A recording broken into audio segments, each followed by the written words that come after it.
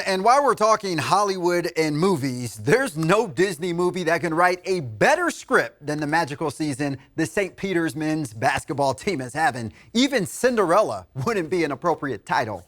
The Sweet 16 of the NCAA Tournament, St. Peter's opened the tournament with 1,000-to-1 odds at winning the whole thing. And all the Peacocks have done is make history along the way. Now get this, they were 13-point underdogs against Purdue tonight. I don't know, maybe St. Peter's listened to Eminem's Lose Yourself before tonight's game because they were motivated. Purdue, on the other hand, did not help their cause in this one. The Boilermakers missed their first 10 threes in the second half, turned the ball over 15 times, and went nearly 5 minutes without scoring a field goal. We know how this one ended. Pop the champagne. St. Peter's becomes the first 15th seed ever to make the Elite Eight. They will face the winner of this game right here. The UNC Tar Heels facing the UCLA Bruins. If you're a Bruin fan, just look away.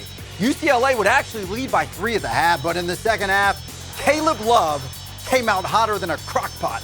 Don't believe me? Just watch. The North Carolina guard scored 27 of his game-high 30 points in the second half. Now, Love's 30 points are tied for the 5th most for any UNC player since the shot clock era. Tar Heels outscore the Bruins 45-35 after intermission, and there will be no crying Jordan memes for the Tar Heel fans. UNC moving on to the Elite Eight. To Chi-Town, the Kansas Jayhawks. That's my father's alma mater. They're taking on the Providence Friars. Kansas, the only #1 seed left in the tournament. Early on, KU throwing the block party down below. I mean, Providence was getting rejected more than high schoolers trying to get in a 21 and up club. Kansas had 7 blocks in the first half. Jayhawks were up by as many as 13 at one point, but Providence would come back. They take a 1-point lead with less than 6 minutes in regulation, but the alley-oop right there to Ochai Agbaji seals the deal for the Jayhawks.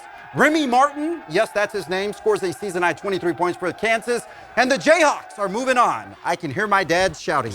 Now, KU will play the winner of this game, Iowa State taking on the Miami Hurricanes. Matchup with double-digit seeds. Miami seeking their first Elite Eight appearance in program history, but early on it will be Iowa State getting the poster off the steal. George Condit IV just baptizes the poor defender right there.